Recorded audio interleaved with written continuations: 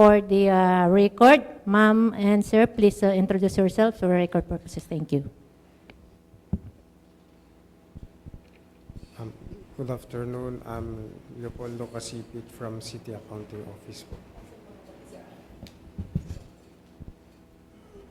Good afternoon po. Adjutant Campos representing our City Budget Officer, Ma'am Rowena F. Ruiz.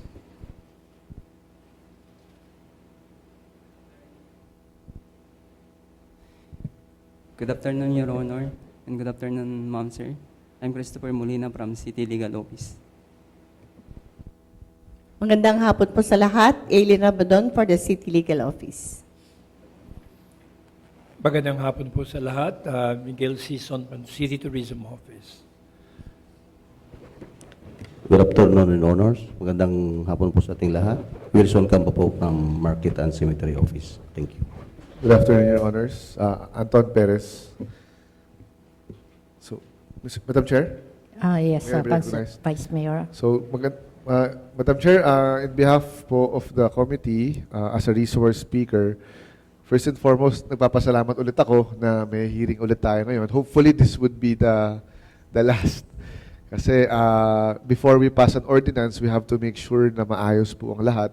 At the same time, acceptable po sa ating executive department yung details. At saka po, ma-meet po natin yung objective nating makapagbigay talaga ng tunay na tulong sa ating mga micro at vendors sa ating lungsod. So, last session, nag-report po si Kagawad Dalia regarding yung nangyari nung public hearing at nung ibang hearing. So, naging okay naman po yung effect or yung kinalabasan ng public hearing. Ang siguro, ang pwede lang po nating i-discuss ngayon, kahit maiksi lang, is talagang ano yung final na scheme na gagamitin natin. At the same time, ano ba? Dito? Yung final na scheme na gagamitin natin at magkano ba yung magiging opportunity loss or collection sa atin para ibigay natin sa mga vendors natin. So, yun lang po, para hindi po humaba, napag-usapan naman na natin lahat at lahat ng comments. If you have any other suggestions, please do so. But yung last lang po, ang pinaka-priority is yung kung magkano ba talaga ang total na makukuha given na lahat po ng ating mga vendors at the same time, equally magkano yung para magiging collection loss natin for the 3 months na pinapropose po natin. So, Madam Chair, may I recognize, may request to recognize Engineer Camba to present Yes, findings. Engineer Campa, you may present. You may go ahead now. Yes, thank you, Your Honor. Magandang hapon po ulit sa ating lahat. Actually po, may i-present o i-prepare po kami na tabulation or list ng mga stall holders po natin, yung stallholders po na minamanage po ng city. Ito yung from Agapito Braganza, Plaza Agapito Braganza, Plaza Enrique Braganza, doon sa Lockup Wharf, doon sa 100 Islands National Park, including po yung mga peddlers o yung mga ambulant vendors po natin. So kung titignan po natin, base dito sa record po o yung list nila, ang 3 months na collectibles natin kung ibibigay po natin ito, assuming na 50% na po lahat. Kasi mayroon po kasing inilagay tayo na yung mga hindi good standing is 20%. Pero base po sa pag-usapan last hearing doon sa lookup, kung magbabayad po sila, magsisitel po sila, pwede naman sila pong makabil ng 50%. So, ang inassume po namin sa computation, ibibigay na po natin sa mga stallholders na 50% na po lahat ang ibibigay natin per month, equivalent to 3 months. So, kung ang isang stallholder nag-rerenta po siya ng 5,000 ng isang buwan, ang 3 months po dito is 15,000. Kung titignan po natin yung 50% nito is 7,500. Sinabi po natin na i-distribute po natin ng 6 months para hindi naman po sila mabigla doon sa ibibigay nating 3 months. So, ipapatong po natin sa monthly rental nila yung dagdag na babayaran nila sa 4th month. Kasi kung ibinigay natin ng 3 buwan, ang pang-4 na buwan pa lang po tayo maniningil. Kasi base po sa pagkalam ko, i-deferred muna po natin itong mga renta po nila, Your Honor. So kung halimbawa 5,000 yung isang buwan niya at ibibigay po natin yung 50% discount niya sa loob ng isang buwan, 6 na buwan na babayaran, ang equivalent po nito sa isang buwan na maipapatong sa kanyang renta sa pang-4 na buwan is 1,250. Kung imumultiply po natin ng 6 months para mabayaran niya is equivalent to 7,500 po yung total discount niya pagkatapos niyang mabayaran po yung deferred amount na store rental po niya. Doon naman po sa mga ambulant, ang sinasabi po natin, depende kasi sa lugar, may nagbabayad ng 40 pesos ang daily collection o daily ticket. Mayroong ilan na 50 pesos din po at may ilan din po na 100 pesos sa island. Ito is very specific po ito sa 100 islands na ang sabi sa tourism code na pag ambulant vendors ka sa island, kung hindi po ako nagkakamali, 100 pesos po per day ang babayaran mo na cash ticket kung magtitinda ka po doon. So, may mga ganun po doon sa from 50, 40, at 100 sa Low-Cap Wharf at saka 100 Islands. Pero doon po sa may poblasyon area, ang sinisingil lang po natin sa mga ambulant vendors o yung mga rolling stores po doon is 20 pesos ang isang araw. Pero kapag hindi po sila nagtinda, hindi naman po natin sila sinisingil. So ang ibig sabihin, kung 30 days na nagtinda sila at 20 pesos ang isang araw, 1,200 po yung babayaran nila. Sa 3 months, 3,600 po. Parehas din po doon sa Low-Cap Wharf o kaya sa island na kapag hindi po nagtinda, hindi rin po sinisingil. So, hindi po, pwedeng hindi po mabubuo yung 30 days na nagtitinda, so hindi rin po sisingilin ng buong 3,600 kung dyan sa poblasyon at kung doon naman sa 40 pesos ang isang, sa 20 pesos is 600 po ang isang buwan kung 30 days, sa 3 months is 1,800. Pero doon sa Low-Cap is 40 pesos, 1,200 po yung isang buwan kung 30 days. Sa 3 months is 3,600 po. Yun po yung kwan kasi namali lang po ako doon sa kwan amount. Then, sabi po natin noong last hearing na i-consider po natin na 100% free po ito sa loob ng 3 buwan. Base po sa tala namin, yung computation na ina-assume po natin na 30 days po na nagtitinda, 5,015, approximately 5,015 po ang collectibles na magiging free. Zero po tayo dito. So, may kalahating milyon po doon sa ambulant vendors. Pero dito po sa stalls, sa establishment, kung titignan po natin yung collectibles sa loob ng 3 months is 1,168,076.97. Ito yung approximate po na amount.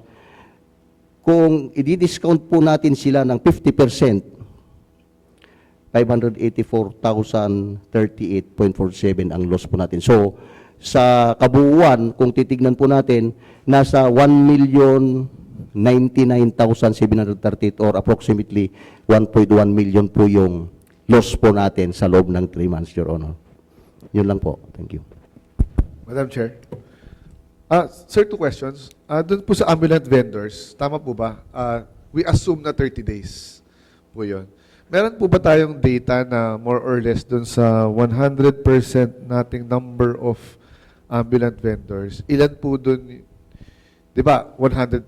So meron po tayong more or less collection na 584,038. Tama po ba? Per month. I mean, sa collection. So that's 515, tama ba? Yes po, Your Honor. 515,700 collected for 3 months na po yan. For 3 months na po yan. Meron ba tayong data kung, so 700 divided by 3, 171,900.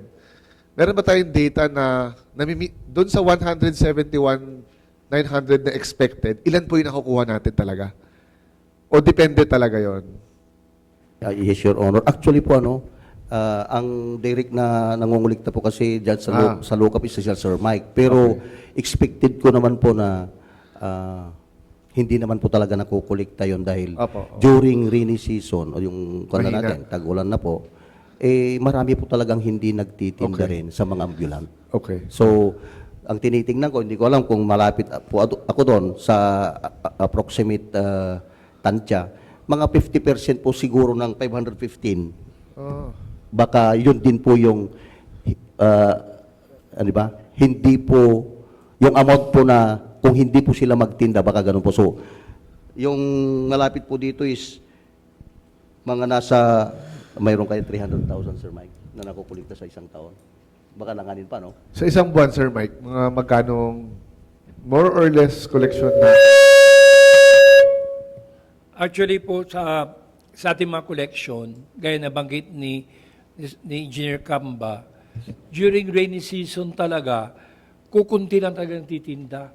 Siguro ang makukolekta lang natin kung sakaling mangungulekta tayo ng cash ticket nila, hindi aabot ng 100,000 in 3 months. Nakukunti talaga, lalo na pag tag-ulan. Unlike ngayon na summer, itong starting na, actually January, February, March, o kaya March, April, May, talagang halos marami talaga tayo makukolekta. Pero pag halimbawa implementation time nito, halimbawa ay July, August, September, siguro makakorek tayo siguro in the later part of September. Pero yung July, August, medyo kunti lang makukolekta natin dyan kasi aside from tag-ulan, magiging kunti rin ang nagiging turista during those times. Okay. So, in support to that, Sir Mike, so ang dulo, we understand na konti lang nagbebenta, so instead ng 171,000 monthly, we just get less than 100,000 in 3 months na. So mga, let's put it at 40,000. Mababa. So in your opinion, anong mas magandang implementation date po nito? During the rainy season or after the rainy season? Kasi pag during the rainy season, we encourage them to sell, pero baka wala rin naman silang bebentahan. Pero kung after the rainy season, may mga turista, magbebenta sila. So, ano po ang recommendation yung magiging implementation nito for the ambulant vendors in Lookup po? Kung, for my own opinion, nakikita ko mas magandang may implement ito during the rainy season. Rainy kasi, season. Ang sa akin lang kasi, during rainy season, lalo na yung mga nag-renta. Opo. Malaking tulong sa kanila na Okay. hindi sila magbabayad. Kasi nga wala nga silang may titindahan.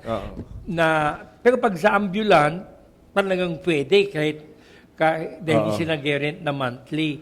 Pero yung mga nag-rent, mas maganda matulungan natin sila on times na rainy season. Okay, thank you po. Thank you po. Madam Chair, one more kay Engineer Camba po. One question lang. Doon po sa sinabi niyong inassume natin na I ask this kasi I have to communicate it to the Treasurer's Office and our City Mayor kung more or less magkano ba talaga yung aabot tayo. So right now kasi it's at 1 million pesos. So given yung sinabi ni Sir Mike, baka bumaba pa yon dahil talagang konti lang naman talaga yung magbebenta at yung collection nun.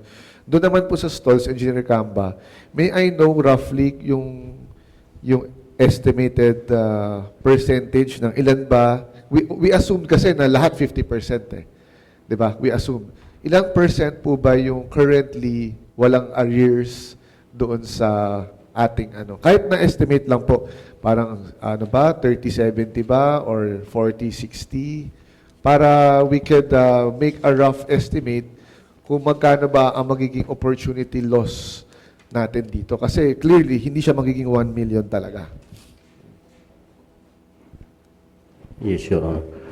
Approximately, kung titignan po natin, mga 40% lang po yung updated, mga 60% po yung may mga arrears. Yun nga lang, kasi itong mga ito, base po sa experience namin, pag malaman po nila na mayroon pong pwedeng ma-discount, parang yung sinasabi natin na bibigyan natin sila ng 50% discount, itong establishment o itong mga stallholder na ito, talagang nagbabayad naman po sila kahit sinasabi nating may arrears, pero talagang nagsisettle din po sila ito sa loob ng isang taon, Your Honor. So, sa nakikita ko, kung sasabihin po natin na bigyan lang natin sila ng 20% at nagbayad naman sila dahil sasabihin naman nila gusto namin makabil din ng 50%, so magsisettle kami, good standing na po sila. Kung wala na po silang arrears, then 50% na rin po yung ibibigay natin na discount sa kanila. So, sa nakikita ko, kahit sasabihin po natin na may mga may arrears dito, palagay ko mas magandang i-consider po natin yung loss natin na base dito sa computation is kalahating milyon approximately, Your Honor. Sa mga stalls na may kontrata po kasi itong mga ito. Kapag may kontrata po kasi sinisingil po natin talaga ito sila kahit may arrears sila dahil pwede naman nating ipa-close ito kapag hindi nag-comply kasi nakakontrata po sila, Your Honor. Pero dito sa mga ambulant vendors, sa akin lang, kung gusto rin lang natin tulungan itong mga ito, huwag nating itsamba sa tag-ulan. Tulungan natin sila sa mga time na mayroon din silang income. Pagkatapos, i-discount natin o bibigyan natin sila ng free ticket sa loob ng 3 buwan. Para matulungan po natin sila. Kasi kung itsachamba po natin sa tag-ulan, madalas po base sa experience namin, yung tinitignan ko yung record namin, kung dalawang approximately 200 siguro o less than 100. Parang 100 po sila. Yung 100 po kasi na nandyan, yung magpipirmit lang po during rainy season marami na po yung 50.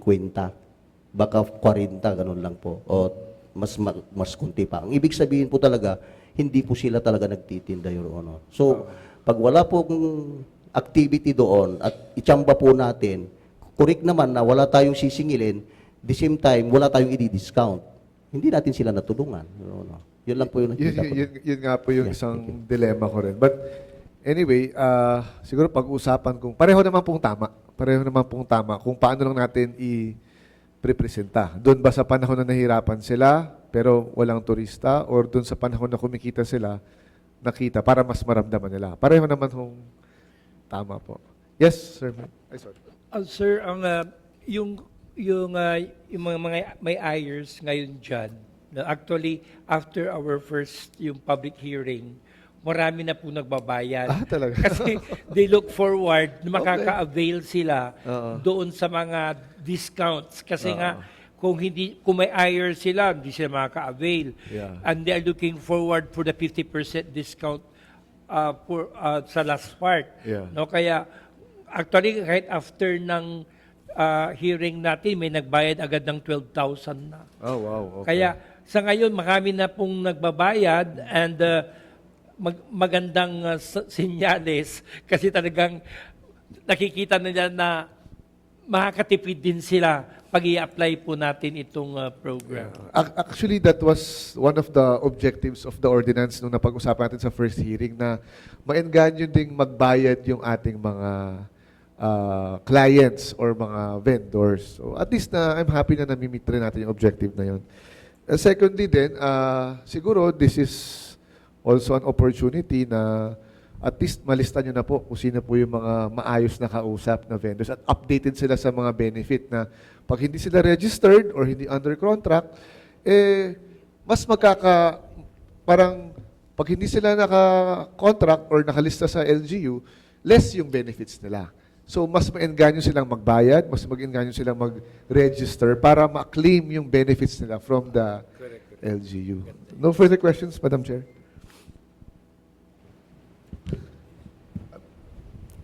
Councilor Attorney Radok.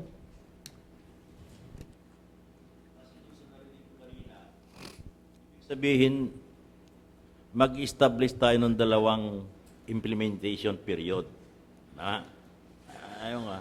Isa doon sa mga fixed rental payors, yun sa kanila, kahit tag-ulan, i-apply natin ito. Yung ambulant vendors na kung pumasok, tikitan, kung hindi pumasok, walang ticket yung 40 pesos.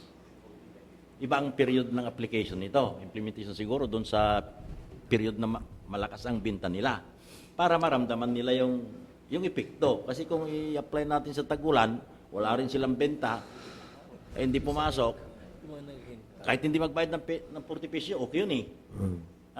Yan lang gusto ko i-clear eh, na dapat, siguro, yun ang parang lumalabas sa discussion natin eh. Dapat dalawang implementation periods nito, Madam Chair. So okay tayo doon, dalawang implementation period. Anong month kaya? Itong fixed rental pay or kwan ito siguro itong July, August, September, yung tag-ulan na yan eh. Pero yung mga ambulant vendors, kasi kung i-apply natin tag-ulan, wala, hindi nila maramdaman yung epekto.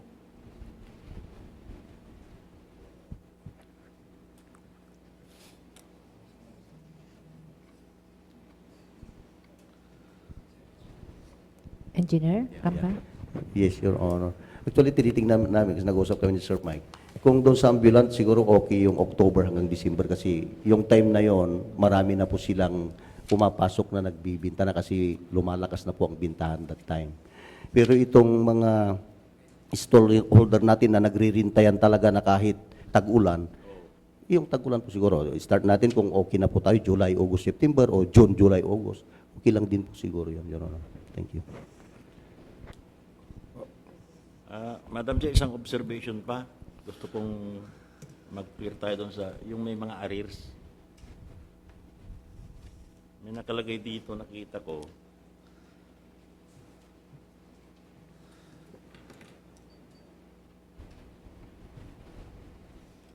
Doon sa Section 3 ba ito, yung application ng discounts? 20% discounts for stallholders with existing arrears subject to an approved settlement or payment arrangement. Sinong mag-a-approve ng settlement or payment arrangement? Sinong parties ang involved dito? Siguro i-clarify natin to, i-specify na natin kung sino. Wala. Hindi nakalagay kung approved settlement or payment arrangement. Sino mag-a-approve? Muna yon.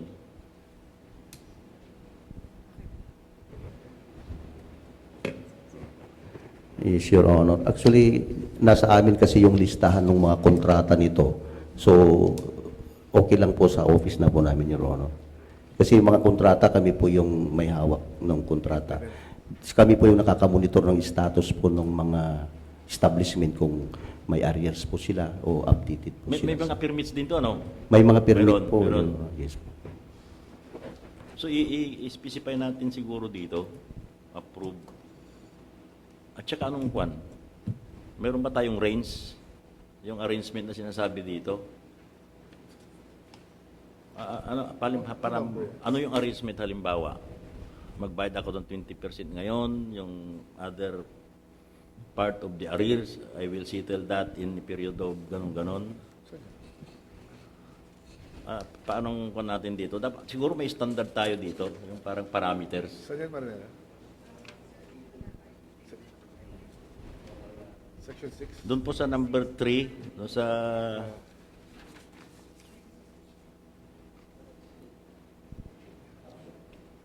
Igaw natin siguro ng parameters ito. Saan po, Konsi? Sa arrears? Treatment of Opo, arrears? opo, Vice. Opo. Yung sa number 2, yung application, pababa na po doon. Para wala nang room for one dito. Siguro gawa na tayo ng... Gawa po ng guide. Yung Automatic. detalyadong kwan po. May computation na tayo na yung arrears mo kung magkano. Sample details. Bayaran mo yung 20% ngayon, susunod. Pag hindi nabayaran, masuspend yung discount mo. Parang gano'n ang kanya. So, for the record also, yun nga po, for example, updated po siya. Tapos biglang nasuspend. Nasuspend siya ng 3 months. On the 4th month, biglang for some reason, hindi siya nakapagbayad. So instead na 50%, dapat 20 na lang siya. I mean, para lang malinaw kasi may mga cases po na gano'n. At the other side of the coin, pagka may arrears siya at nagbayad siya, instead na 20, pwede siyang mag-claim ng 50%. Okay. Pangatlo, paano kung ayaw niya mag-avail? Kasi na-bring up din po yun sa dialogue namin. Paano kung kung ayoko mag-avail ng suspension, bayad lang ako, straight out. Tama po? Bayad lang po ako with the 50% discount. Tama po, no? Okay. So, yun. So, yun lang yun po yung tatlong mga clarificatory na kailangan natin linawin.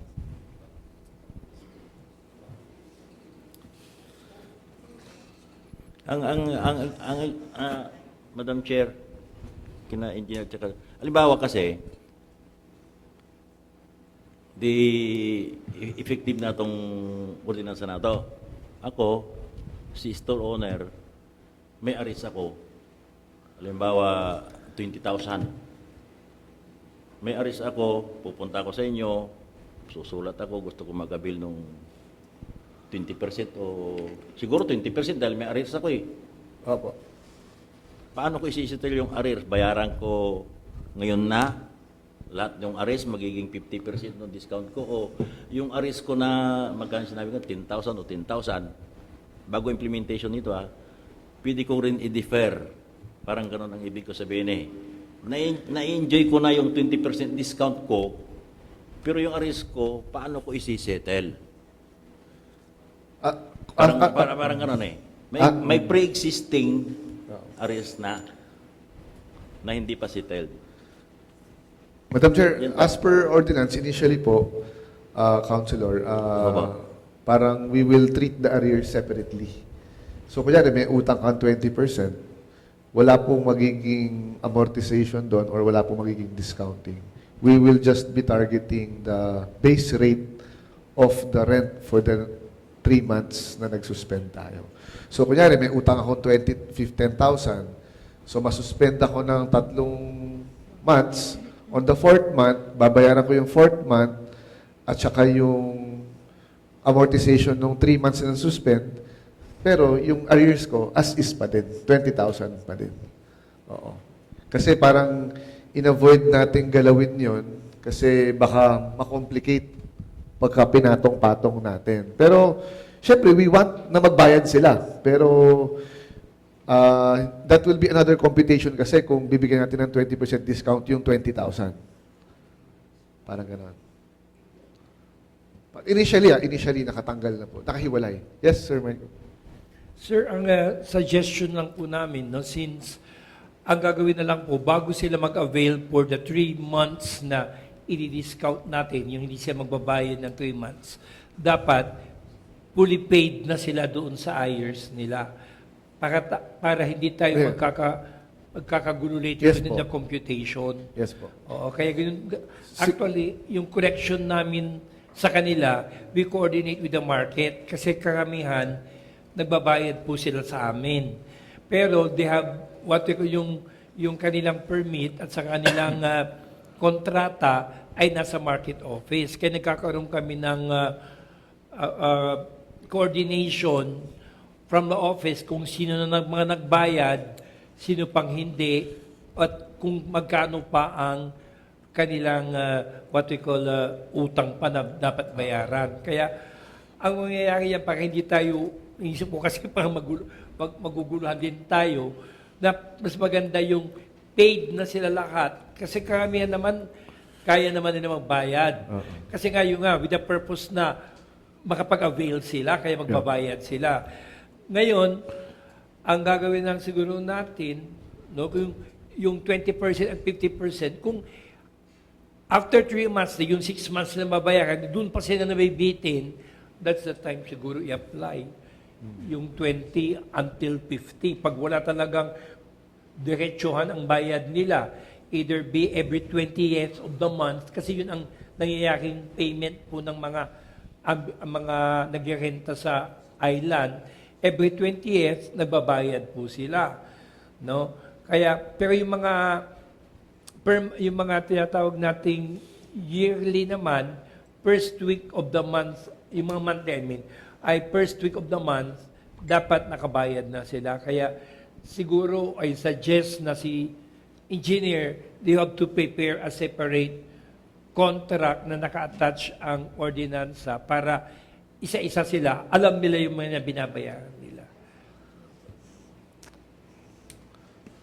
So to further clarify, siguro we have to integrate yung nabanggit ni Attorney Radok sa number 3, Section 6, number 3 and 5, yung eksaktong guidelines kung paano sila mag-a-avail ng discount. So siguro we have to put na they have to, kung magsasettle sila ng arrears, they have to pay within, let's say, the first 30 days. Kunyari, mag-start yung ordinance ng July. So on the first month, if they want to settle, they have to settle within 15 to 30 days or something like that to be able to avail of that 50%. Second, yung sinasabi ni Sir Mike na, for example, on the 3 months, nag-suspend ka, on the 4th month, nagbigay ka na ng discount. Pero paano kung on the 5th month, hindi siya makapagbayad? Paano yung magiging discount niya? 50 pa rin ba or 20? So pwede ba yan, sir? On the 4th month, 50. On the 5th month, 20 na lang. Pwede rin ganon. So we have to clarify that kasi yun ata yung tinatanong ni Attorney Radok para at least, kasi maraming sitwasyon baka mamaya ang bottom line ito maging patas tayo sa lahat. Sir. Hindi pwedeng, ma-avoid natin yung, sorry for the term, yung pakiusap, palakasan, gano'n. Sorry for the term. But ganun po yung, yun para may maging clear. parameter, Clear. Para their rights will be clear kung ano man ang benepisyo nila dito. Yes po. Doon po sa Section 7, nandun po yung conditions on grant and kung hindi po nakabayad, meron pong process, parang ganun, for reinstatement of the discount. If I may, okay lang po ba? The grant of any discount under this ordinance shall be subject to full and timely payment of the required rental and amortization for the applicable billing period. Failure to pay the required amount within the prescribed period shall automatically result in the forfeiture of the discount for that period. Okay. And then the corresponding full amount shall become due and demandable without the discount. Okay. And then, pwede pong i-reinstate yung discount. Basta po, fully paid yung kanilang, o na-settle nila yung kanilang outstanding na obligations. Okay. All right.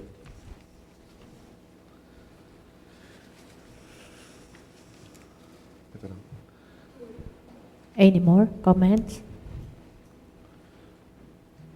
Sir, baka may tanong from the legal. Any clarifications pa po? From ano? Good afternoon po ulit.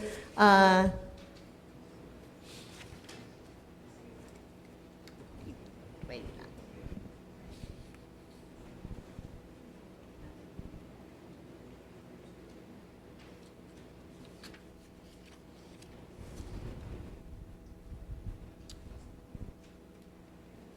Sige, sir.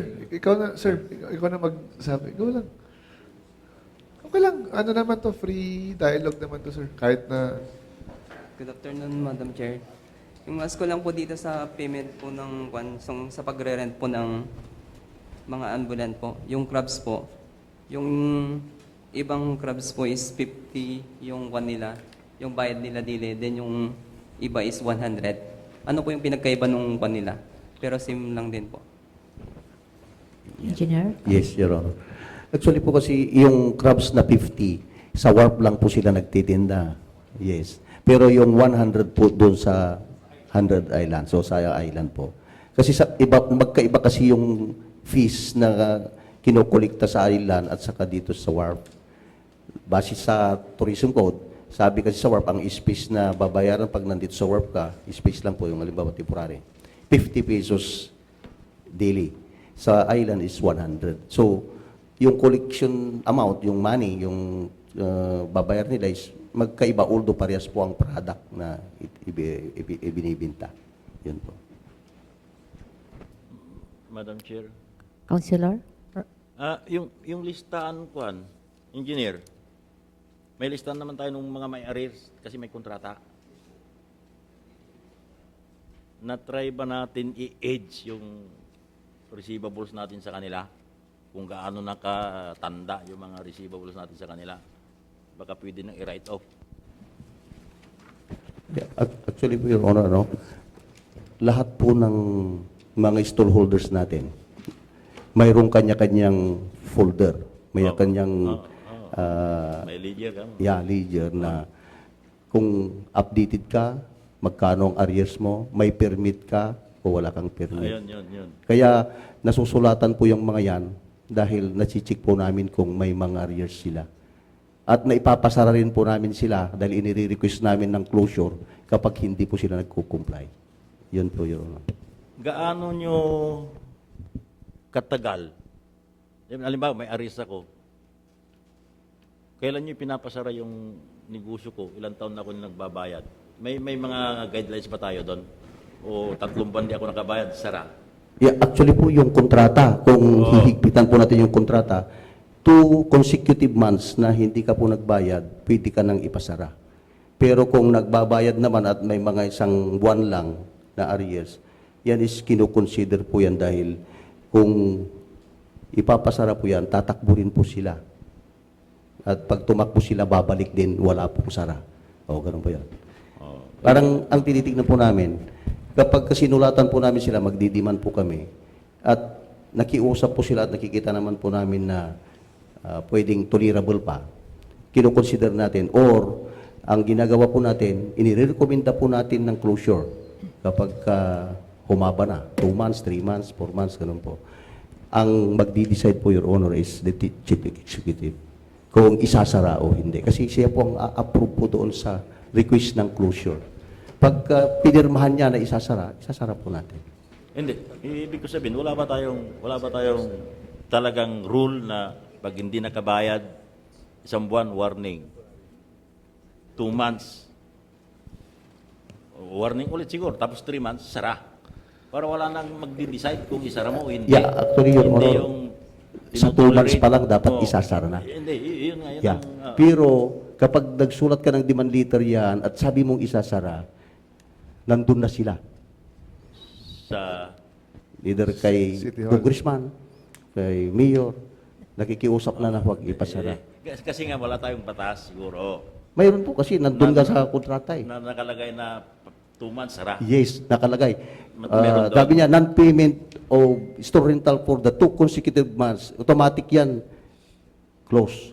Pwede nang i-terminate, pwedeng isara, kunin na. Nakalagay po doon. Yung nga lang po, pagka sinulatan mo na dahil isasara mo na siya, yun na. Pwedeng babaliktad na yung mundo. Kasi, Yun ang sinasabi ko eh. ano ba ibig ko sabihin doon? Kasi, pag isara mo yan at pumunta doon, tatawag yan, oops, huwag mo na isara. Oo, sara. Inabot ng 5 buwan, pumunta doon, huwag mo nang isara. Bakit po? Sila po ang nagdi-decide, hindi po kami. Recommending lang po kami, Your Honor. Okay yun ah. Parang bago yun ah. Madam Chair? Pero, just to clarify, doon po sa office po ninyo, basta lumampas ng 2 months, sinusulatan nyo po? Automatic? Yes, Your Honor. Kahit 1 buwan pa lang po, nagdidiman na po kami. Tapos po, for example, hindi po nangyari or what, when do you write again? Parang on the 4th month or 6th month? Kapag, or every month?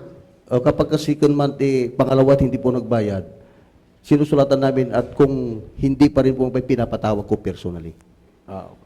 Yan na, doon na po magkakatalo na may iiyak na yan, lumuluhod na, uhog na yan.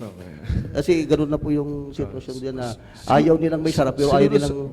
Siguro sir, kung siyempre may leeway, well, may batas, may leeway for implementation, siguro masasuggest ko lang siguro is sana masunod, di ba? Pero kung in event na may pinagbibigyan, siguro as long as na we can be flexible doon in a way, pero as long as na walang nakapila na gustong kumuha ng stall. Kasi kunyari you have, how many stalls do you have in kunyari Plaza Enrique Braganza? 3? Yes, sa Enrique Braganza po, 4. 4. So, Sa Plaza Agapito is 12. Doon sa...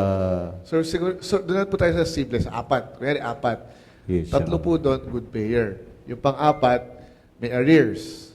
2 months, hindi nagbayad. O, tapos sinulatan. O, tapos 3rd month, wala pa rin, pinatawag din nyo, whatever, nakipag-usap, nag-recommend kayo, pero let's say, the executive department decided to give leeway. Okay? Siguro, what if merong bagong negosyante na gustong mag-rent nun na posibleng good payer? Dapat, siguro yon pagka ganun, immediately, mare-replace niya yung not good payer. Nangyayari po ba yung ganong situation? Yes, Your Honor. Ang ginagawa po namin, kapag ka may interesado po na magrenta kasi mag-i-inquire naman po sila, sinasabi namin na sumulat sila kay Mio or direct silang pumunta doon. Kasi sayang yung payment Yes po. Ngayon, pag pumunta po sila, ang tatanungin po sa akin, pag minsan, di naman po madalas, may bakante ba? Kung wala naman pong bakante, ang sasabihin ko is, wala pong bakante. Ang magandang sabihin, sir, walang bakante pero may isa doon na hindi nagbabayad. Sana ganun ng magandang presentation na wala po tayong available sa 4, pero 3 po doon, good payer, yung isa may utang. So kung gusto po natin, palitan natin yung not good payer doon sa possible na bago na good payer. Parang ganun. Actually po, yes, alam po nila kasi yung tao po na may utang, yung may arrears, pag sinusulatan namin po yan, sinasabi namin, ipapasara namin kayo kung hindi po kayo magbayad. In short yan, alam nilang kami, magpapasara kami. So, pupunta po silang makiusap doon. Kung nakiusap sila at sabi is, okay, basta okay lang pero bayaran mo. Kasi ganoon naman po, bayaran mo.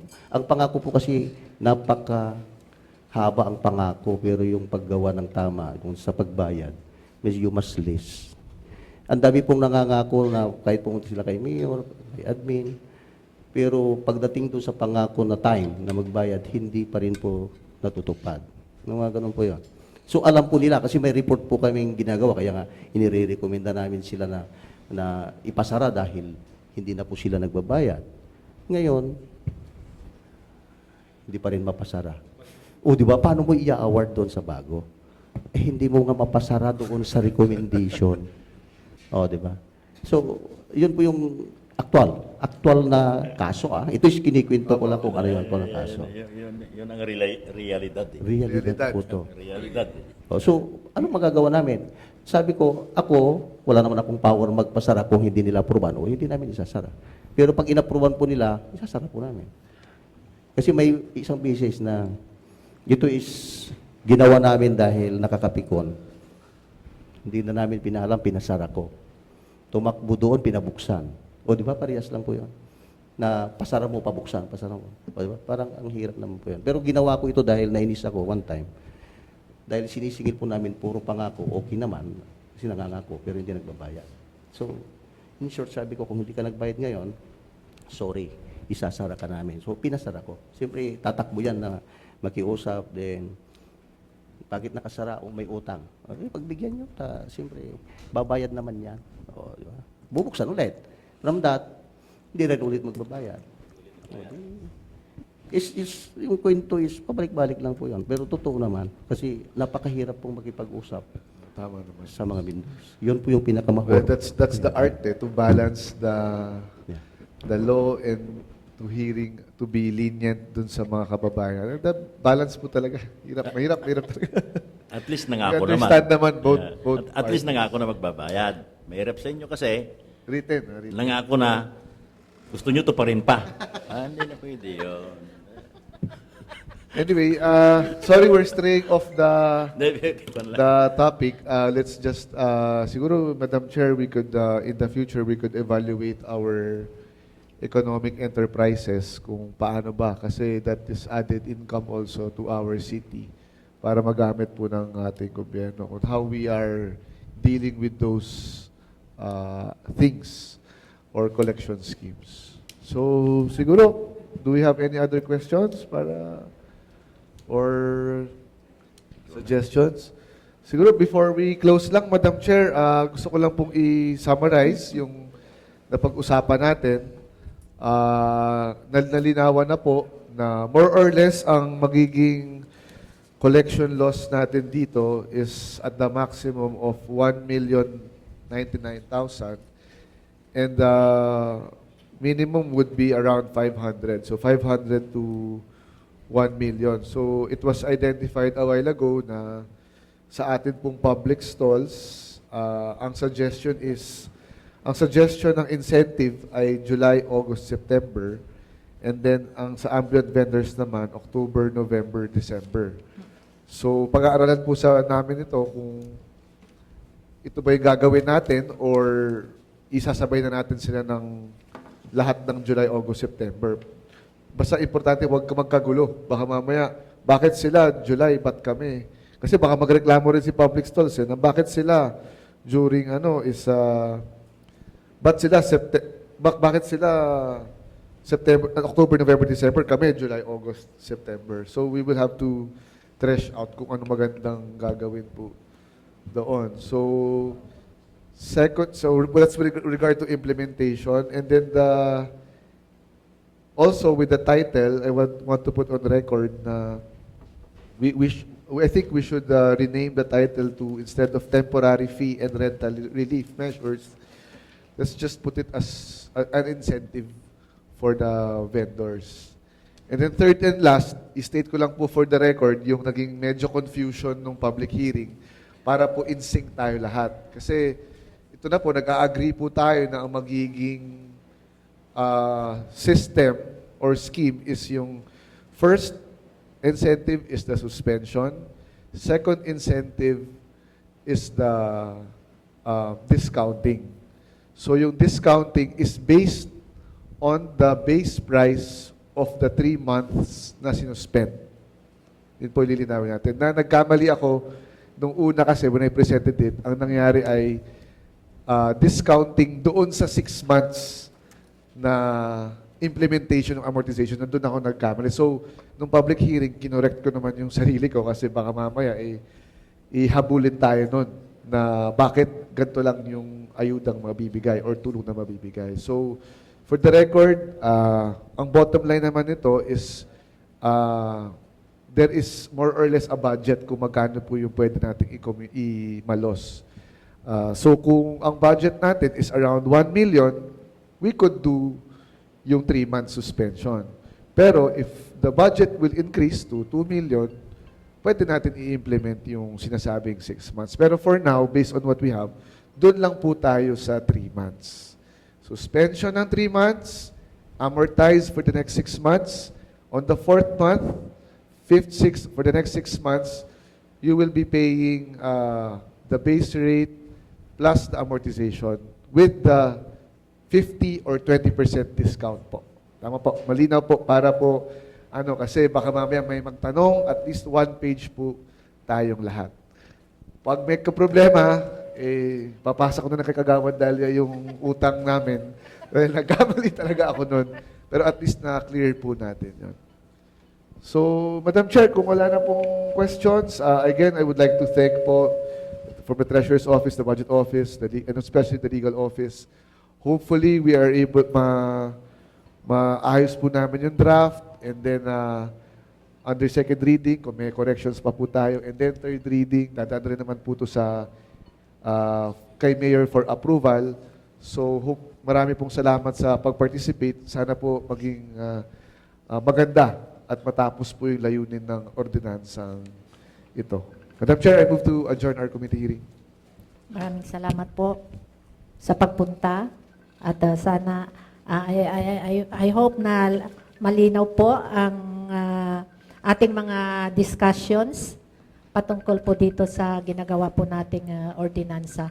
At saka, based on my observation kanina, yung pagkikwenta kasi ni Sir dito, yung loss kasi is around 1 million, 1.1 something. Yun po ay based po dito sa inyong mga records. Opo. So, sinabi naman po ninyo na hindi naman lahat po ay nakakatinda. Di po ba? So, lower naman po siguro yung loss na maano natin. So, kung wala na po, so I now call this committee hearing adjourned. Thank you so much po for coming. Thank you po.